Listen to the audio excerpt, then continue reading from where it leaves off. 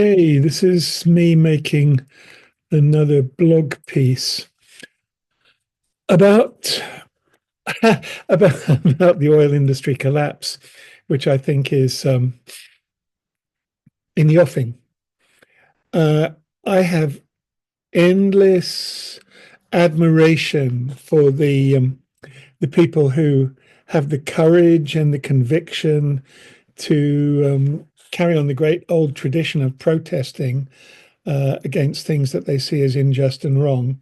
And I know people who are involved in Just Stop Oil, and I know Roger Hallam is in jail for what, 5 years for kind of being the organizer of Just Stop Oil. And locally in Bristol, Gay Delap just got let out on day release on a what do they call them? Tracker. Um, so she's on a curfew, having protested. Um, and it's remarkable, but I'm not convinced. And it's kind of reasonable. They're worried about. I have friends who are really, really concerned and very active, trying to stop collieries and protesting about the Rosebank oil field. But I also have a feeling that the government kind of know what's going on, and they've got a strategy to get us to carbon neutral by 2030, and they see this as happening. There's some very, very, very smart people at Mission Control, or whatever it's called, uh, Mission Net Zero. And if you, if you as a government, earlier governments have kind of sewn things up so that they've done deals with oil companies and granted concessions. And the oil companies say, well, what if you cancel it a little while later? And the government has said, well, you can take us to a secret court and sue us. This is called investor state dispute settlement, and the penalties could be massive.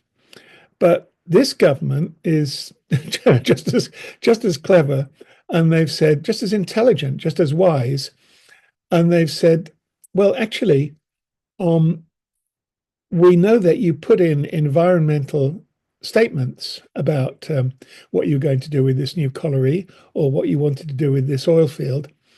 But we think you haven't been looking at everything. You've only been looking at the emissions that would come from extracting this stuff from the ground, and you haven't looked at the emissions that would come from burning it. So we find those environmental impact statements not legal, and you've got to do them again. And so without getting a penalty, they've been sent back to rethink their environmental impact statements. And of course, they're going to come back and say, well, this is massively polluting. And so the government can get on with decarbonizing our energy supply without having to really worry too much, but without getting involved in penalties. So I've been discussing this with ChatGPT, and I've been noticing this evening I got a TikTok post about Roger Hallam being interviewed by the New Yorker, and saying, we're in the tradition of non-violent resistance going back to Gandhi and Martin Luther King. It's a serious proposition. It's not like we don't know what we're doing. We're living in unprecedented times. No one has experienced this in 10,000 years since the last ice age. We're just speeding at 1,000,000 miles an hour towards ecological collapse. The political, moral, and spiritual implications of that are off the scale. And so this is the first smell of it, the first sense of it, that in a supposedly liberal democracy, people are getting banged up for 5 years for doing Zoom calls. That's what's coming down the line, and a lot more things as well. So it does look as though the oil industry and the governments that they've been funding are putting up a good, a spirited fight. And I don't want to dismiss the seriousness of it. Um, but it's so it's clear what's happening. And Mark Carney, this is the point that I wanted to make, that I want to bring in. Mark Carney, when he was Governor General of the Bank of England, made it very clear. He said, we must not extract all the oil reserves that there are, all the value in the balance sheets of all these oil companies, because if even half the reserves were extracted and burned, we would have many more degrees of global warming. We would go well past the tipping point. So these stocks have got to stay in the ground.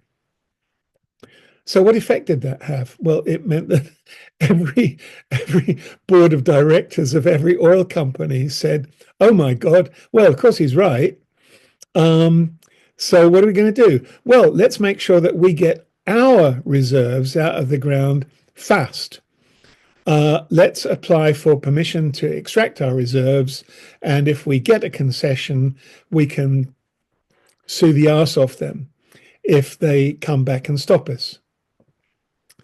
And so Mark Carney unconsciously set off a kind of gold rush for oil, but and this has upset the protest groups, understandably, because it seems like there's an enormous pressure to open more oil fields. But at the other end of the scale, the other thing that Mark Carney said is that all the decisions on renewable energy at the moment, 80% of them are being taken on economic grounds and not political ones. And what we're getting is massive growth in renewable energy, in wind energy, and in solar energy, and in storage systems, and in electric vehicles, to the point where in some countries already, in a lot of countries now, even in China, you're getting internal combustion engine car plants shutting down, tens of thousands of workers being laid off. And in China last year, as I understand it, and you can check this, the emissions from, well, oil and petrol sales, diesel and petrol sales peaked and started to go down. Maybe we're even lower, or this year will be lower. And once that happens, that's only going to accelerate, because the reason that's happening isn't just that renewable energy is going up fast, but the electric cars that use fossil energy are being sold fast enough that the consumption of fossil energy is going down. So what's more effective? Standing on a motorway bridge with a banner saying "Stop oil, stop driving," or watching millions of Chinese people and people in other countries buying transport that uses fossil, sorry, that doesn't use fossil energy, that uses electric energy. In Norway, they're at the point where over 90% of new car sales are proper electric vehicles. And somebody said, yeah, but they're still extracting oil. True, because there's still a demand for it. And would you rather have people buying oil from Norway, where they tax it heavily and they build a fantastic sovereign wealth fund and a wonderful social democracy, or would you rather have them buy their oil from Russia or Iran? I'm all for Norway. At least Norway is setting the example themselves of creating fantastic amounts of renewable energy, initially from huge amounts of hydro, and buying cars that use renewable energy. So they're setting the standard for all of us. And I think that in protesting about the energy system that has created the pollution that we've got, we're maybe not really seeing what's coming in as clearly as we could. We're coming into an age, electric vehicles use a quarter of the energy of a diesel or petrol car to get the same distance. And there's hardly any pollution. What pollution there is actually heat. And the heat is coming from, the heat would have happened anyway. The light is hitting your roof. It's being absorbed by your solar panels, charging your electric car, and you're driving around the country and your car's warming up a little bit. The light would have hit your roof and warmed your roof up instead. So there's minimal impact from the best renewable energy, whereas with fossil energy, the fuel is turned into pollution, into climate change gases with almost 100% efficiency. So you're shifting from an economy that was extremely expensive to run, highly polluting, and very inefficient in converting fuels into transport, to an economy that where our transport is 4 times as efficient, our industrial systems are 4 times as efficient. The waste is far, far, far less, and we're creating an economy where we can generate the energy in our own roofs. That's in a different blog, but I just want to make the point that, and I had this discussion with Chat. Chat, you haven't said anything. Maybe I haven't got it set up. I had a discussion with Chat GPT, just been turning it on, where I was pointing out, what was I pointing out? Like you're getting set up for your Yeah, exactly. I'm making the I'm actually making the blog that I mentioned when we were talking earlier, and somebody had was saying, is net zero woke? We can't wait for 2 degrees to find out. Companies rushing to be seen to support the Trusk agenda are having second thoughts. Is there a pendulum swing in politics? And I wrote, ever since Mark Carney warned that most fossil fuel reserves would need to stay underground, there's been an insane rush in oil company boardrooms to get their oil reserves out of the ground. And ChatGPT did a very fine summary of that, and I'll put that document in the comments in the description underneath, a link to it. And I think that sounds like a great plan. Adding the document link in the description will give your audience something solid to refer to. Are you planning to break the video into key points or just go with a natural flow? It's already kind of in key points, but I will let you have a look at the transcript to the video and put in a summary that gives it a good structure that other people can use. How's that?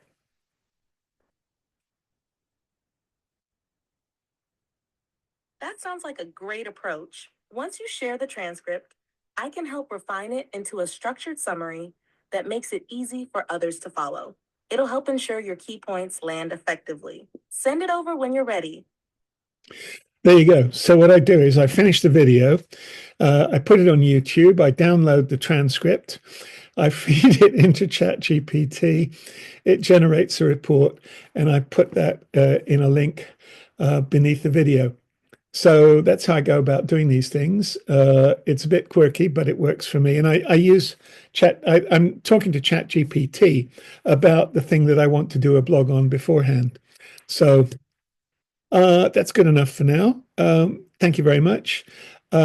I really like. Okay, so the other piece is that I have another piece of conversation that I will share as well from ChatGPT, and that's how quickly the oil companies will collapse. And what I was thinking, I got 2 reference points on this.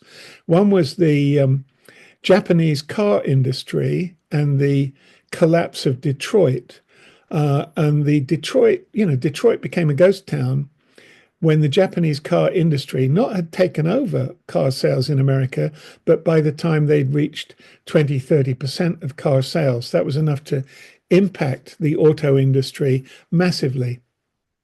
I think the same thing's going to happen once electric vehicles are, perhaps at the level they're at already.